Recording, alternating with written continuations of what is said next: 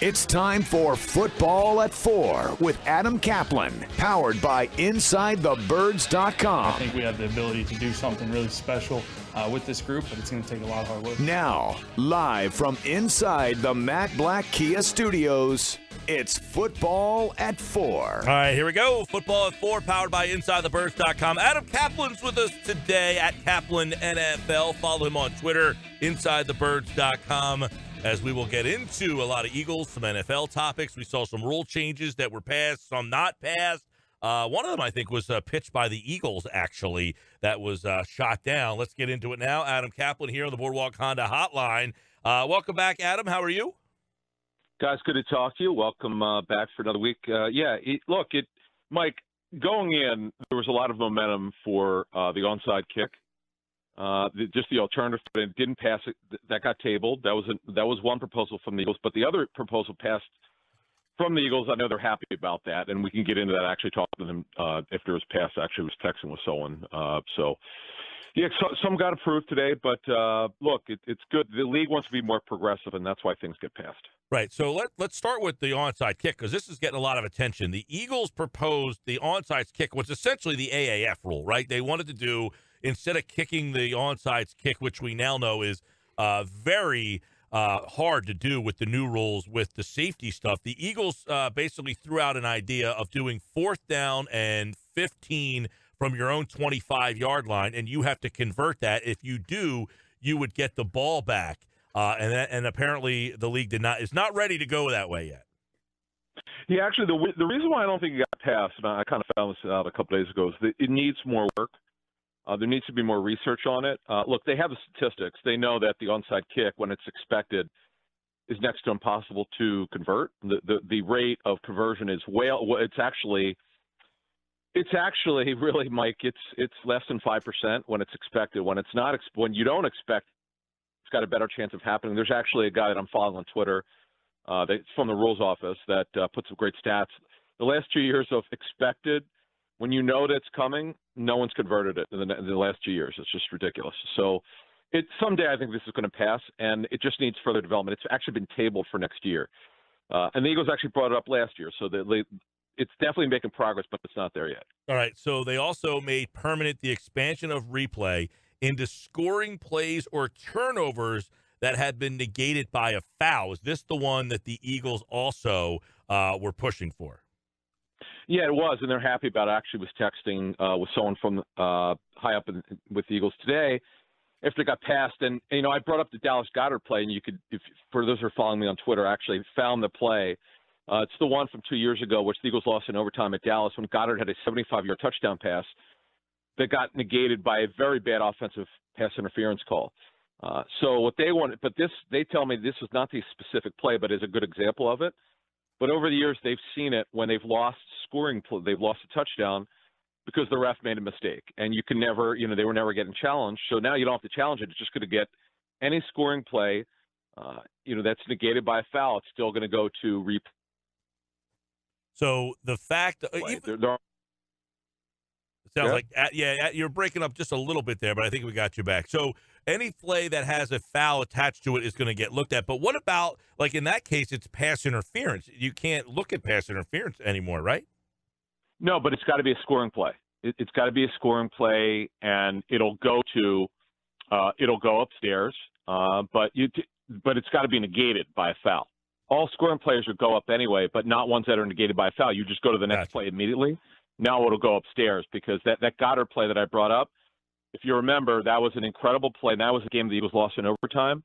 And as the person I was texting with today said that they've never forgotten about that play. And even a year after it got brought up to me privately. So that's certainly a play which is a good example. Adam Caplan, Football 4, powered by Inside the Birds. Another of note, teams now have 3 players can return from the IR. That obviously helps with the Eagles situation with all the injuries they've had over the last couple of years, right? Where in the past you had to kind of strategically decide which guys you wanted to put on IR that might have a chance to return based on whether or not you wanted to return them down the road. So we have seen that rule come into play. Yeah, so let me explain something. So many years ago, and it's simple, it's actually very similar in a way to what the NBA would do, where you had the injured list in the NBA and teams would take advantage of it. Remember the lower lumbar strain? That was the fake injury that that NBA teams would use when they wanted to put a guy on an injury list. Then the league got sick of it, so they outlawed that. So in the league for years, guys would have these phantom injuries late, so they could stay on the roster, so the team wouldn't be able to cut them. So they could stay on the roster the whole year. Now, the first time it got voted in was years ago. You got one guy you could bring back from injured reserve, then two, and now three. And this is good, as you said, Mike. Last year, the Eagles had some guys they probably would have brought back if they could, but you just don't have enough roster. You can't do it. And now you're not going to have to deal with that. So the good thing is 3 players. I mean, it's rare that you're going to have more than 4 or 5 that you might want to consider bringing back, but 3, that's a good number. And I think that this rule will always pass because teams know how valuable it is. All right, Adam, a couple other things that have to do with off the field. Governor Wolf clearance for the Eagles. I guess they were one of the last teams. So does this mean now they can go back to NovaCare and start, throwing the ball around, doing some things? What does the clearance mean in terms of where they currently are and where, the NFL season is? I mean, we've seen Tom Brady chucking it around at a high school. Can Eagle players start doing stuff like that now? No.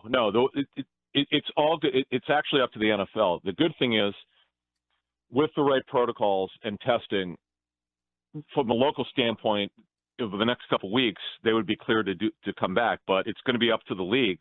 And the league has what's called the equity rule, where every team has to be able to come back or nobody comes back. That's just the way it is. They cannot get on the field until the league clears it. In fact, this got brought up today in the commissioner's press briefing. He made it clear again, and he said very simply, the coaches will be the first to come back, but unless all 32 teams' coaches could come back, then nobody comes back. That's just the way it is, because you cannot have a competitive advantage. This very subject, Jeff Mosher and I talked about on Inside the Birds. I described what the equity rule is. It's something that people don't talk a lot about, but you cannot give a team a competitive advantage over the other teams. It's just not going to work. So it is good, though, that they will be able to at least get there, because they were one of the states that could not. We did see also that Texas is essentially saying 25% of outdoor stadiums could be filled. I know Pennsylvania is not quite on that timeline yet, but the clearance in Pennsylvania, a big help. We know the Jersey side opened up this week for the Sixers and the Flyers, and now the Eagles will be able to get back at practice. So, Adam Caplan, when they get back, they're going to have some new coaches on the offensive side of the ball. So, what can we expect to see now with some new toys and some new minds? Yeah, Mike, it's interesting. We must have spent like half an hour in this show, which dropped this morning. It's about an hour show. And we talked at length about the offensive coaching staff and all the new coaches. And this is, Doug Pederson, Mike, has made it very clear. He's saying, hey, we're not changing the offense. But what Doug didn't say is there are going to be a lot of new ideas. You're going to see some differences from years past in terms of formation variation. For the first time since Doug's been there, they're going to actually have a lot of speed in offense. And they are expecting Jalen Reagor to be a major factor. Yes, he's a rookie, but they expect him to be a starting player with Deshaun Jackson on the other side. And we outlined, Mosher did on our show on Monday, how exactly you're going to move him around and how they're going to use him. So make sure you catch those out. Those shows any time you can on any platform. But so when you look at the coaches that they brought in, Mike, do not discount guys like Marty Morningweg, who's worked with Steve Young, Lamar Jackson briefly, Randall Cunningham, not Randall Cunningham, Donovan McNabb, obviously, other mobile quarterbacks. He'll have some ideas about how they could use Jalen Hurts, and obviously he's had drop back quarterbacks like Carson Wentz, Andrew Briner, who came from the college ranks. Mike, he's going to come in with ideas from college football. This is just when you really look at it, Rick Scangarello, who came in from the Shanahan system. This is what they should have been doing for years, but I think this is the one area where Doug has not done a good enough job, is find guys who have different ideas. I was talking to a coach about this about a year ago, about this same subject, that in 2017, this is when Doug was at his best, when he had a lot of ideas from different people. This is what Jeffrey Lurie wants, and he's going to get it this season with the new coaches. Of all of these new coaches, who do you think will have the most impact on the offense outside of Doug Pederson? Yeah, Hunter, I think Rich Scangarello, who was in Denver last year as their offensive coordinator, did a really good job with Drew Lock, who was their rookie quarterback. who's now going to be their full-time starting quarterback this season. From talking to guys who've worked with him, very excited. He is a very opinionated coach. This is what Doug needs in his room and how they prepare game plans. It's going to be Pederson, as I understand it, Pederson, Scangarello, and obviously Press Taylor, who's their passing game coordinator and quarterbacks coach. Those are the three guys who are going to mainly put together the game plan each week. And that's going to be fun to see all the concepts that these guys bring in this season. And you don't think that it's possible to have too many voices going in Doug's head at all? No, it's funny. I asked someone who's involved in the offense, I asked someone the same question, and they said, no, it's really going to be just three people. It's typically like this. The quarterback coach is the closest. The play caller, in case it's the head coach, who will have some access. And Scangarello's coming in here to really help tie together. He's in a sense going to be the OC without the play calling. He's just the senior guy that comes in here is going to help he kind of ties it all together between the quarterback coach, who's going to be closer to all of them, and then the head coach is going to call the plays. So I think it's going to be fun. I think this is something we've not seen here with Doug Pederson, all these voices in terms of offensive ideas. This is going to be good for the Eagles. Yeah, and Adam Caplan, Football at 4, powered by InsideTheBirds.com here on the Sports Bash. I want to go back to Rieger real fast. We did talk to Jeff on Wednesday about the plan for him. I had seen, they were ranking the rookie wide receiver situations, and he came in on 9th on that list of the rookie wide receivers. And I thought that's kind of low in my mind. And you just said they plan on really using him a lot. So what is the plan for Rieger? Is he going to have a set position? Is he going to be moving all over the place? How do the Eagles kind of view him in terms of what kind of plan and role they have for him? Yeah, he's going to play in base. He's the receiver opposite, on the opposite side of Deshaun Jackson. Then when they go with three wide, you've got Greg Ward, where Rieger will go inside, and they'll have the other guy will be on the outside. Well, obviously that would be Rieger, and then whoever the fourth receiver could be will rotate in as a backup, whether it's John Hightower or J.J. Arcega-Whiteside. But they're going to have a lot of versatility with Rieger because he can play the X or the Z or the Y, which is the slot. He is going to be, though, a home run threat. There's no question about it. He's a very unique player. I had a coach who graded for his team receivers. He said he's the most physically gifted receiver for this draft. He just thought that he needs more refinement. This coach said that Justin Jefferson clearly is more ready to play right now. But 3 years down the road, this coach felt that Rieger would be a better football player. But we're going to see. We'll see what happens when these guys get on the field. Because of his size at 5'11", do you think he will struggle with press coverage at all? This is something that I've asked, Hunter. You have to use your hands to get off press.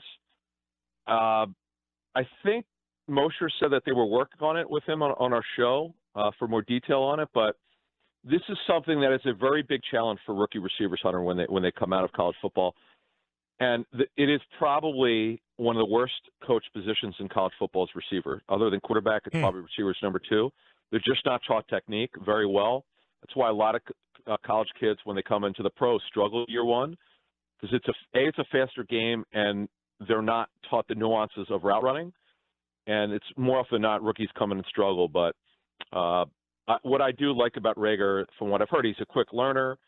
I like that his father played in the National Football League. You have that background. I think it's all good. It's all good, and they can't turn back here. He needs to be a major factor because Arcega-Whiteside was a non-factor, though he was hurt last season as a rookie. John Hightower is a rookie. Watkins is a rookie. We don't know when Jeffrey's going to be available after the season starts. There's no timeline on him to return, and Jackson's got a pretty significant injury history. So Rieger's got to be a factor, and I believe from what I've heard, he's going to be. All right, it seems like every day or each week the running back situation kind of keeps moving forward. Hyde was announced today in Seattle. Freeman basically went on a Twitter rampage that he had to take some stuff down. There were some suggestions that he might retire. We brushed on it last week. The offer that he got in Seattle, you don't think he's going to get here in Philly. LaShawn McCoy's still out there, and it seems that the Eagles are still kind of tied to Freeman and McCoy, but it seems that they can kind of wait this thing out. And what do we know a week later about at least Freeman and McCoy, and as if there's anybody new into the conversation? Yeah, they talked to Freeman's agent like 3 weeks ago. They kind of gave him the idea of what they were looking at monetarily speaking. He wasn't interested in signing for that. The Seahawks wanted him, Bailey. As a matter of fact, talking to a Seahawks source, they were very concerned that the Eagles were going to sign Freeman, and obviously that never happened because he wants more than the $4 million in total that Carlos Hyde got. He doesn't have any leverage right now.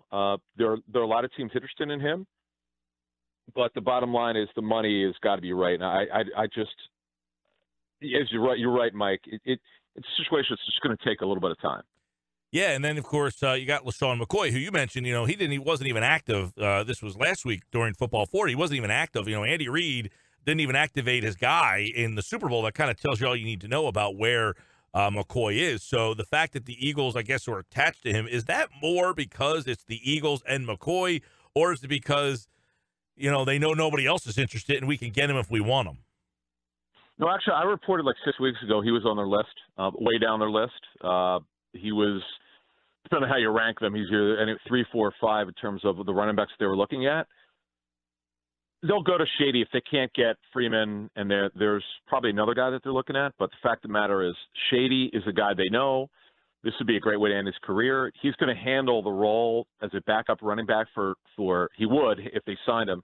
So that's the thing. Sanders is the guy. There's a lot of bad information out there, Mike, on people are thinking like Doug Pederson wants to have a committee. Well, that's not really what he wants. It's just whoever he's given kind of dictated a committee. That's not really what they're going to do. And I expect Miles Sanders to be the bell cow. I don't think there's any question about that. There's just no one's coming here to take the job from him. Right.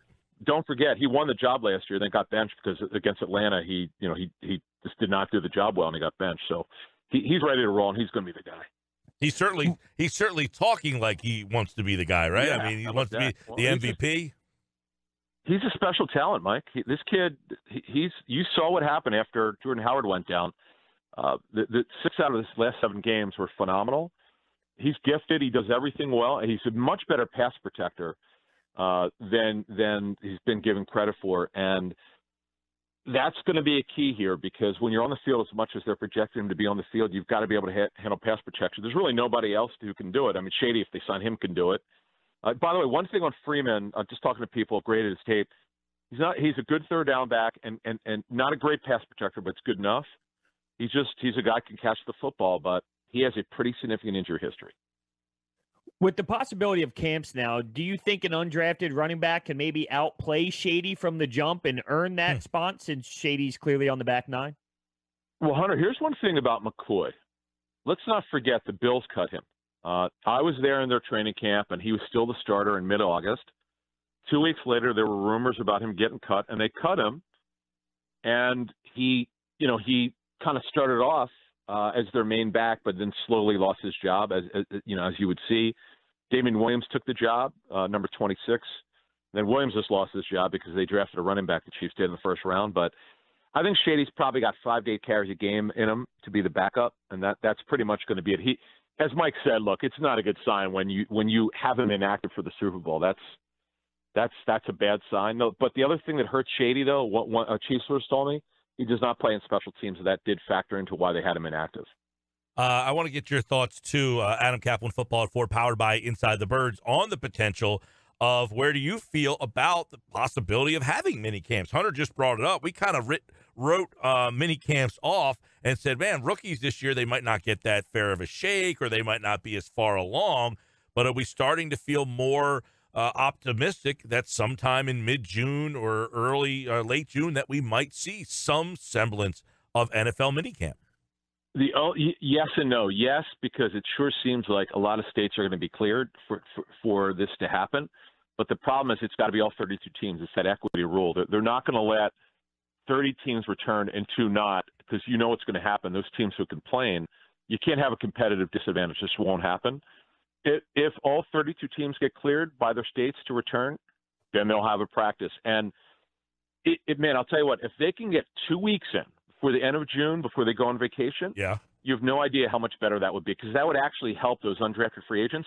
The other thing is that I was talking to one team. If that happens, they're hopeful that they could actually have a rookie tryouts. This is where Cameron Brate, the Buccaneers tight end, he was invited. He wasn't even signed after the draft. He was invited he was invited to a rookie minicamp, and without a rookie minicamp, you're not even hearing about him. So it would be very important if we can get 2 weeks in for sure. And that's something that, oh man, the receiver from Minnesota. Why is his name escaping me? He's really good. What's that? Adam Thielen. Thielen, yes. Thielen brought up. He said, if I didn't get these mini camps, I might not be in the league right now. And he's one of the best receivers in the league. That's exactly it. You need these rookie mini camps. And look, Corey Clement, who was signed after the draft. Just think about it, Mike. If what we're dealing with as a country happened in 2017, Eagles may not have even made the Super Bowl because Corey Clement may not be on the football team because he never would have gotten on the field in the first couple weeks of May. Jeez. For someone like Andre Dillard, these camps could be absolutely awesome. And I know you just had Trey Thomas on ITB TV talking about his play. How big do you think that this could be for Dillard? That would help too. Now, in our video that we did with Trey, it's really interesting, guys. The one, I really didn't know this. The issue that Andre Dillard struggles with has nothing to do with his weight. It's his hand usage. And you could see Trey's tape. It's called "In the Trenches with Trey Thomas" on YouTube. But we did a video with Trey, and he goes over everything that he saw and he explains it and the struggles or the challenges that Trey had as a rookie in 1997 with the Eagles. I did not know that Trey did not play tackle very long. He was actually played another position before he got to Florida State. But he does Hunter. He does a really good job of explaining the challenges of Andre Dillard. And yes, it would be great if he can get on the field because. I'd asked Trey. I said, "What was the issue last year with his hands?"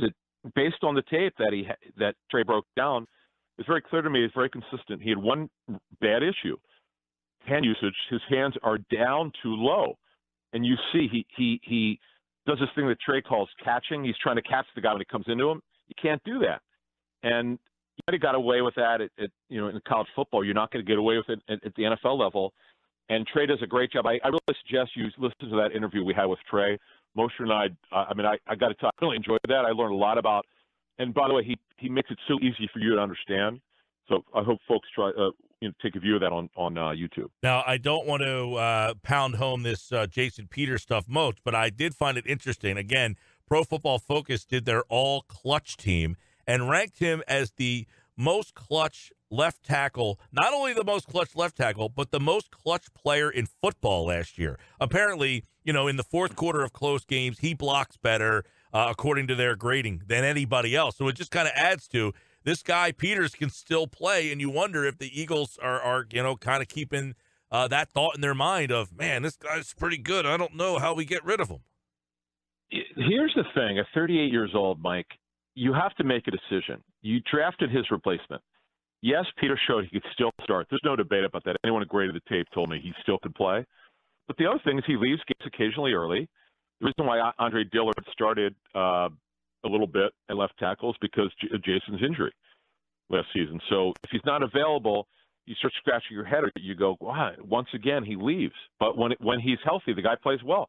I've not seen in my time covering the National Football League a guy at this advanced age play the level that he plays. Yeah. But you can't always count on him, and they drafted a guy to replace him. And one more thing, I found that you said that number from PFF, the ninth. You said for Jalen Reagor that he had the ninth best situation. Yep. I got to say top 3 or 4 because he's going to start from day one. And Mike, they need him. They don't have anywhere else to turn. Yes, the Eagles addressed the receiver position, but remember they did not address it in free agency. They only addressed it in the draft. Yeah, and the list, which, and one of the things they said why he was ninth is because they thought that what he does really well is also what Deshaun Jackson did very well, and that would preclude him from being able to do some of the things that he does really well because Jackson will kind of be blocking his path to doing things like that. I don't see it, but also if you watch Reagor's tape, he does possession stuff. He could do that. They're going to be gadget plays. You're not going to have Deshaun Jackson do a lot of that. One thing about Deshaun, though, I will tell you, which is a positive, really built up his lower body. Very thick legs. When I started covering him in 2008, he was so thin, Mike. And when they listed him at 179, he looked about 150. But his body's filled out now. Now he's got to stay on the field. He is one of the best personal trainers in the country. He flew him in, by the way, last year to help him rehab the groin. So you cross your fingers for the Eagles' sake that Deshaun will play at least 12 games. If he can, wait to see this offense this season. Football 4 powered by InsideTheBirds.com. Adam Caplan today with us tomorrow. Andrew DeCecco, and we will talk more Eagles and NFL. Of course, every day, 4 o'clock, Football at 4 powered by InsideTheBirds.com. Adam, you're a gentleman and a scholar. Thanks, guys. Appreciate it. Take care. All right, there he goes. Adam Caplan, NFL Insider, InsideTheBirds.com, and Football at 4 right here on the Sports Bash